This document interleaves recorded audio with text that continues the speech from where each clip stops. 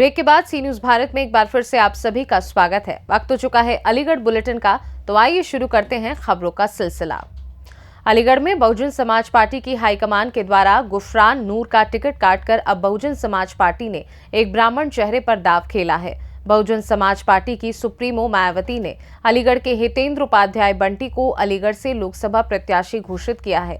लोकसभा प्रत्याशी घोषित होने के बाद आज अलीगढ़ से लोकसभा प्रत्याशी हितेंद्र उपाध्याय बंटी ने एक प्रेस वार्ता का आयोजन किया, जहां उन्होंने सांसद सतीश गौतम को जमकर घेरा है। पत्रकारों को संबोधित करते हुए बहुजन समाज पार्टी के लोकसभा प्रत्याशी जितेंद्र उपाध्याय बंटी ने कहा कि अलीगढ़ में गुंडागर्दी, व्यापारी उत्पीड़न, नशाखोरी व महिला सम्मान के मुद्दों के साथ में जनता के बीच जाऊंगा और जनता यकीनन मुझे अपना प्यार और आशीर्वाद देकर दिल्ली तक पहुंचाएगी। किस तरह से हाईकमान का आभार व्यक्त करेंगे और चुनाव लड़ने की किस तरह की रणनीति आपकी रहेगी? मैं आदरणीय बहन जी का तहे दिल से शुक्रिया अदा करता हूं, जो उन्होंने मुझ से छोटे कार्यकर्ता पर इतनी बड़ी जिम्मेदारी सौंपकर मुझे यहाँ लोकसभा प्रत्याशी बनाया है।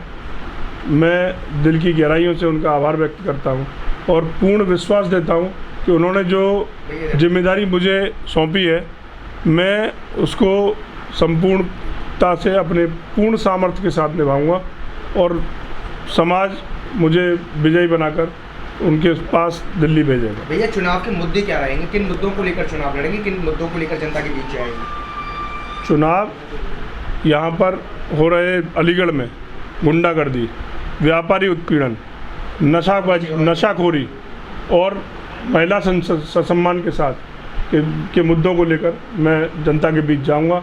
उनको ये विश्वास दिलाऊंगा कि वो आपका बालक, आपका बच्चा, आपका सेवक अपनी पूरी ताकत के साथ उनकी किसी भी सम्मान को पूर्णतः लड़ेगा।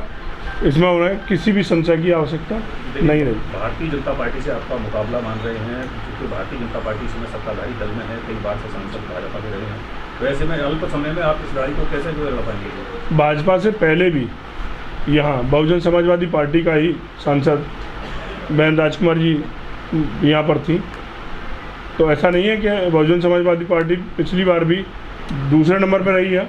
और इस बार चूँकि बहन जी ने ब्राह्मण हमेशा सबको साथ लेकर चलता है, इसी के साथ उन्होंने मुझ पर ये विश्वास जताया है कि ब्राह्मण जाएगा तो अपने साथ बाकी सभी छोटी, दबे, कुचले, शोषित, वंचित, अगड़े, पिछड़े, अल्पसंख्यक, हिंदू, मुस्लिम, सिख, ईसाई सभी भाइयों का साथ लेकर मैं चलूँगा और आप लोग सब मेरे साथ इस यात्रा में शामिल रहेंगे और 4 जून को मैं आप सब लोगों को जीत का लड्डू अवश्य खिलवाऊंगा। ऐसा मेरा भैया, बीजेपी से आपके पुराने संबंध रहे हैं, ऐसे में अलीगढ़ का एक शाही परिवार है, उनसे आपके घरेलू संबंध हैं, क्या कहेंगे कि किस तरह का मुकाबला रहेगा? नहीं, देखिए, संबंध अलग चीज़ है और जब चुनाव राजनीति की बात आ जाती है तो बाप बेटे अलग हो जाते हैं, माँ बेटा अलग हो जाता है, भाई भाई अलग हो जाता है। तो संबंध अपनी जगह, राजनीति अपनी जगह। जीत के बाद प्राथमिकताएं क्या रहेगी? जीत के बाद इस शहर को जाम मुक्त, नशा मुक्त और व्यापारियों का जो उत्पीड़न इस पिछले 10 साल के कार्यकाल में हुआ है, मैं उन सभी व्यापारी भाइयों से कहूँगा कि वो आगे आकर मेरे साथ इस लड़ाई में कंधा से कंधा मिलाकर चले। मैं उन्हें कभी निराश नहीं होने दूँगा। यकायक भारतीय जनता पार्टी से मोह भंग होने का क्या कारण रहा है? नहीं, यकायक कोई कार्य नहीं होता है।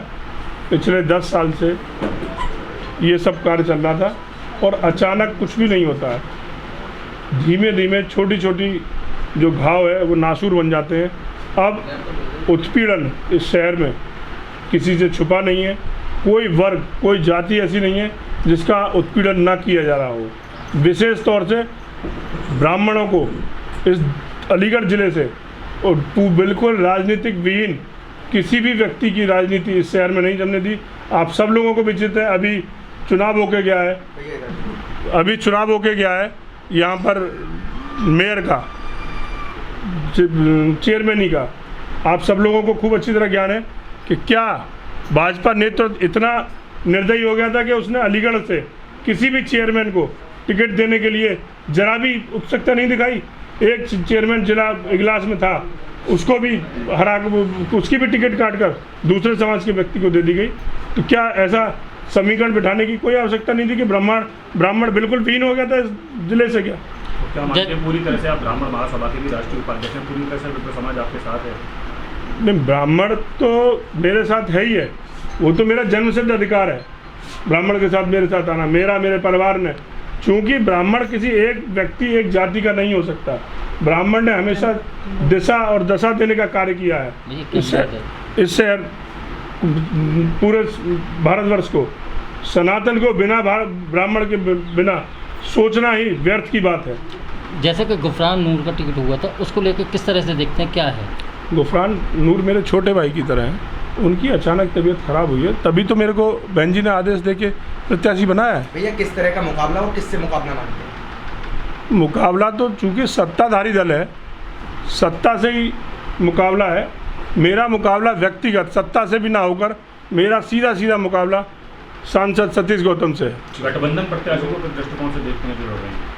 मैं तो उनको, वो मेरे बड़े बुजुर्ग हैं, आप भी जानते हैं, उन्होंने राजनीति कर ली है। उगता सूरज और ढलते सूरज का अंतर सभी प्रत्येक व्यक्ति जानते हैं। वो मेरे बड़े भाई हैं, मैं उनका सम्मान करता हूँ, मुझे कहीं मिलते हैं मैं उनके पैर छूता हूँ। लेकिन अब चूँकि चुनाव में है तो मैं उनसे भी जब कभी मुझे मिलेंगे तो अपना आशीर्वाद उनसे लेके विजय श्री की ओर आगे बढ़ूँगा। कब अपने पर्चा बनने जाए? कल सुबह मैं अपने निजी आवास से सिटी एनक्लेव रामगढ़ रोड से सुबह प्रातः 10 बजे कलेक्ट्रेट के लिए प्रस्थान करूंगा और मैं आह्वान करूंगा कि अलीगढ़ की आदरणीय जनता मेरे साथ कंधे से कंधा मिलाकर इस लड़ाई को लड़ने के लिए कल भारी से भारी संख्या में आकर मुझे आशीर्वाद प्रदान करें। मैं उसके आशीर्वाद को व्यर्थ नहीं जाने दूंगा। ये मेरा उन सभी से पूर्ण विश्वास है कि वो निराश नहीं होंगे। अलीगढ़ से सी न्यूज़ संवाददाता संजीव शर्मा की रिपोर्ट।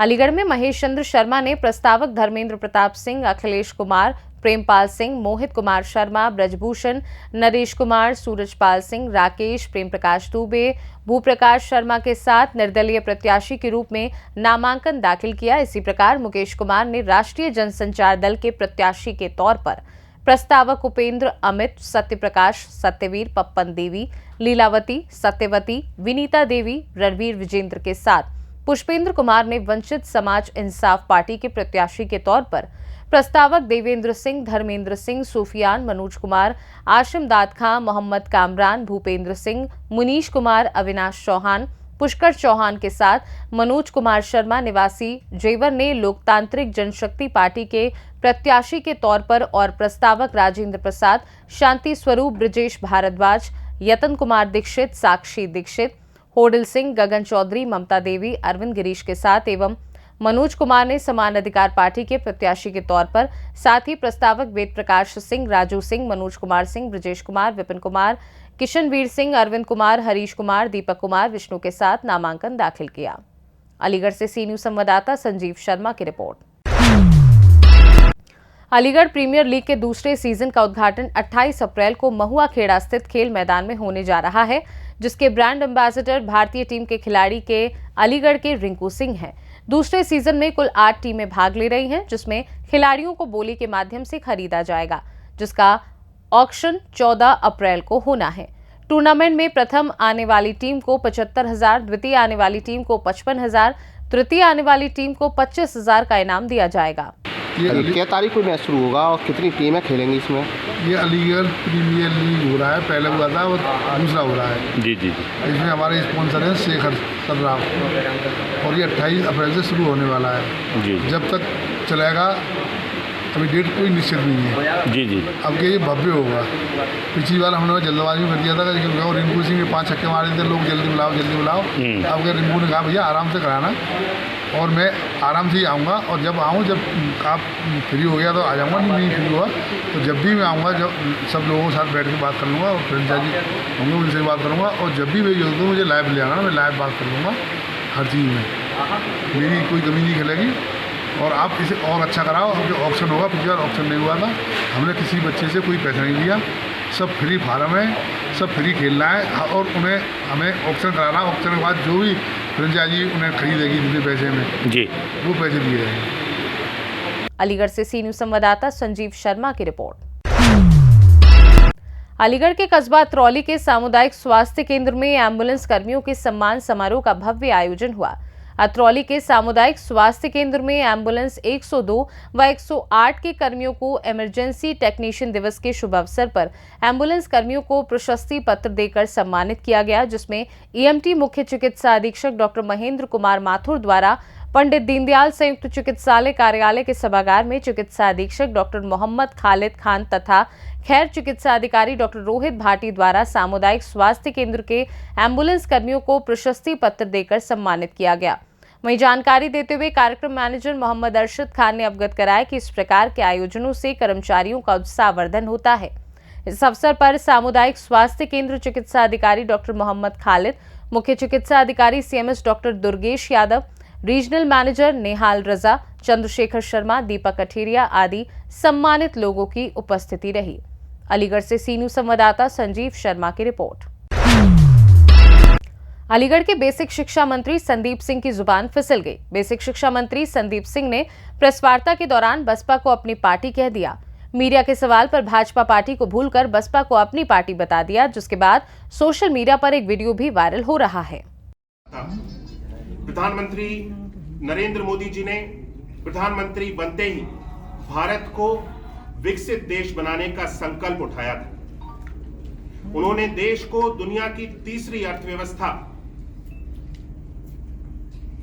भारत को दुनिया की तीसरी अर्थव्यवस्था बनाने का संकल्प लिया और आज $5 ट्रिलियन इकोनॉमी, आत्मनिर्भर बनाने का संकल्प लिया। आज भारत दुनिया की 5वीं सबसे बड़ी अर्थव्यवस्था बन करके हमारे सामने तैयार है। आज भारत क्लाइमेट चेंज और आतंकवाद पर जीरो टॉलरेंस के मामले में दुनिया में नेतृत्व कर रहा है। हम सभी ने देखा कि G20 समिट पर सारी दुनिया में भारत की संस्कृति, विकास और उसके भविष्य के प्रसार का माध्यम बनी। माननीय प्रधानमंत्री नरेंद्र मोदी जी का सरकार ने 60 करोड़ गरीबों का जीवन स्तर ऊपर उठाया है पिछले 10 वर्ष के कार्यकाल में। आज देश भर में 14 करोड़ गरीब लोग ऐसे हैं जिनको गरीबी रेखा से ऊपर उठाने का कार्य पिछले 10 वर्षों के कार्यकाल में माननीय नरेंद्र मोदी जी की सरकार ने किया है। आयुष्मान भारत योजना के तहत 50 करोड़ से अधिक लोगों को 5 लाख रुपए तक के निःशुल्क उपचार की सुविधा प्रदान की गई। उज्ज्वला योजना के माध्यम से 9.5 करोड़ लोगों को अधिक गैस कनेक्शन की सुविधा दी गई। भारत ने विश्व का सबसे बड़ा टीकाकरण अभियान चलाया। आज भारत चांद के दक्षिण ध्रुव पर पहुंचने वाला दुनिया का पहला देश बना है। 14 देशों ने प्रधानमंत्री मोदी जी को अपना सर्वोच्च सम्मान दिया है। विश्व स्तरीय काशी विश्वनाथ कॉरिडोर तैयार किया गया है। सिख तीर्थ यात्रियों के लिए Kartarpur Sahib corridor, statue of unity बना करके सरदार वल्लभ भाई पटेल जी के योगदान का सम्मान किया गया। नेताजी सुभाष चंद्र बोस की विरासत को सम्मान देने के लिए इंडिया गेट पर उनकी प्रतिमा स्थापित की गई। जो कभी राजपथ कहलाता था, आज वह कर्तव्य पथ के नाम से जाना जाता है। अंडमान निकोबार द्वीप समूह में नेताजी सुभाष चंद्र बोस आइलैंड पर नेताजी को समर्पित भव्य स्मारक और म्यूजियम का शिलान्यास किया गया। भारतीय सेना के परमवीर चक्र विजेताओं के नाम पर अंडमान निकोबार के 21 द्वीपों का नामकरण किया गया। वीरांगना दुर्गावती जी की 500वीं जयंती देश भर में मनाने का निर्णय लिया गया। भगवान श्री बिरसा मुंडा जी की जयंती 15 नवंबर को देश में राष्ट्रीय गौरव दिवस के रूप में मनाने का ऐतिहासिक निर्णय लिया गया। भारत को G20 की अध्यक्षता का गौरव मिला। भारत आज मानवीय संकट के समय कार्रवाई करने वाला पूरी दुनिया में प्रथम राष्ट्र के रूप में महत्वपूर्ण भूमिका निभा रहा है। भारत ने पिछले 10 वर्षों के दौरान ऑपरेशन कावेरी, ऑपरेशन दोस्त, ऑपरेशन गंगा, ऑपरेशन देवी शक्ति जैसे विभिन्न राहत और निकासी अभियान चलाए। युद्ध स्तर पर सूडान से 3000 से अधिक भारतीयों को वापस लाया गया। देखिए, मुझे नहीं लगता कि इस तरह की किसी भी खबर से और इस तरह की किसी भी ज्वाइनिंग से हमारी बहुजन समाजवादी पार्टी में हम सब लोगों को हमारे चुनाव पर, हमारे संगठन पे किसी तरह की कोई इसका प्रभाव पड़ने वाला है। और जहां तक आप बात कर रहे हैं जिन शख्स की, वो शख्स भारतीय जनता पार्टी में किसी दायित्व पर भी नहीं थे, कोई पद उनके पास भारतीय जनता पार्टी में नहीं था।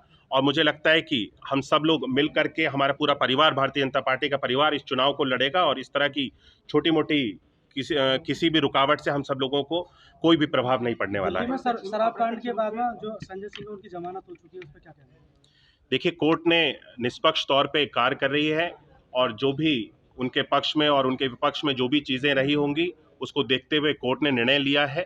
हम सब लोग माननीय न्यायालय का जो भी निर्णय होगा उसका पालन करते हैं और न्यायालय पूरी तरह से निसंकोच और किसी भी दबाव के बिना अपना कार्य को कर रहा है। जो भी विरोधी इस तरह का हम सब लोगों पे आरोप लगाते हैं कि न्यायपालिका की जो भी गतिविधियां हैं उस पर किसी भी तरह का दबाव डाला जाता है या उसको प्रभावित करने का काम किया जाता है, ये सरासर गलत है। अलीगढ़ से सी न्यूज़ संवाददाता संजीव शर्मा की रिपोर्ट। अलीगढ़ महानगर में सारथी एक समर्पित कर्मयोगी संस्था के बैनर तले आगरा रोड स्थित एक निजी गेस्ट हाउस में होली मिलन का कार्यक्रम संपन्न किया गया। इस होली मिलन में मुख्य अतिथि भाजपा महानगर अध्यक्ष राजीव शर्मा, महापौर प्रशांत सिंघल, शहर विधायिका Mukta Raja, software manager Hariom Gupta, CMD Ozone City Praveen Mangla, Indra Kumar Telwale, Satyendra Washne ने शाम 4 बजे दीप प्रज्वलित कर होली मिलन के कार्यक्रम की शुरुआत करी। 4:30 बजे बच्चों द्वारा सांस्कृतिक कार्यक्रम मंच पर प्रस्तुत किए गए। 7 बजे रंगारंग फूलों से होली खेली गई। होली खेले रघुवीरा अवध में व अन्य होली के गीतों की धुनों पर कार्यक्रम में आए अतिथियों ने जमकर नृत्य किया। 8 बजे रात को सभी ने चटपटे व्यंजनों का आनंद लिया। इस सारथी सामाजिक संस्था के होली मिलन समारोह में मुख्य रूप से मौजूद रहे निधि शर्मा, शीतल वाशने, प्रीति वाशने, गुंजन वाशने, रचना वाशने, शिवांका बंसल, वीनू मीडिया प्रभारी, ललित वाशने आदि मौजूद रहे। किस संस्था द्वारा किया गया है? आज सारथी संस्था द्वारा महानगर के महानगर की प्रसिद्ध सामाजिक संस्था सारथी संस्था द्वारा होली के कार्यक्रम का आयोजन किया गया है और सभी लोग होली के आयोजन में पूर्ण रूप से मस्ती से नाच रहे हैं, गा रहे हैं और एंजॉय कर रहे हैं। संस्था लगातार अपने भारतीय संस्कृति के पर्वों पर कार्यक्रम देती रहती है और संस्था का उद्देश्य घुलने मिलने का रहता है। किस तरह कार्यक्रम हमारी संस्था के मातृशक्ति प्रकोष्ठ है। मातृशक्ति प्रकोष्ठ द्वारा संस्था के कार्यक्रम किए जाते हैं। अपने सांस्कृतिक कार्यक्रमों के लिए हम कहीं किसी भाड़े के या किसी तरीके के कलाकारों पर निर्भर नहीं है। जो मुसलमान लोग अपनी संस्कृति को दूषित करते हुए हमारी संस्कृति में घुसने का प्रयास करते हैं और वो अपने दूसरे तरीके के अपने एजेंडे को भी पास करने का प्रयास करते हैं। वो एजेंडा आप समझते हैं, उन्हें बताने की हमें आवश्यकता नहीं है। इसलिए हमारी संस्था सिर्फ और सिर्फ अपने सांस्कृतिक रीति रिवाज के आधार पर होली मिलन का सांस्कृतिक कार्यक्रम, इसी प्रकार हरियाली तीज एवं दीपावली महोत्सव मनाने का कार्य करती है। और संस्था निश्चित रूप से लोगों से निवेदन भी करती है कि जो देवी देवताओं का नृत्य सड़कों पर होता है, मेलाओं में, शोभा यात्राओं में होता है, वह निश्चित रूप से उसे बंद किया जाए और अपने देवी देवताओं का सम्मान सुरक्षित किया जाए। क्योंकि हमारे देवी देवता किसी भी सड़क पर नाचने के लिए नहीं हैं, वे मंदिरों की शोभा हैं। उनके लिए भव्य मंदिर चाहिए। जैसा कि भगवान श्री राम का महल अयोध्या में बना है, 492 साल की प्रतीक्षा के बाद जिस प्रकार भव्य मंदिर बना है, इसी प्रकार के मंदिर उन देवी देवताओं के लिए होते हैं। हमारे देवी देवता सड़कों पर नाचने का काम नहीं करते। अलीगढ़ से सी न्यूज़ संवाददाता संजीव शर्मा की रिपोर्ट। फिलहाल के लिए अलीगढ़ बुलेटिन में बस इतना ही। वक्त है एक छोटे से ब्रेक का। ब्रेक के उस पार हम आपको और भी तमाम बड़ी खबरों से करवाएंगे रूबरू।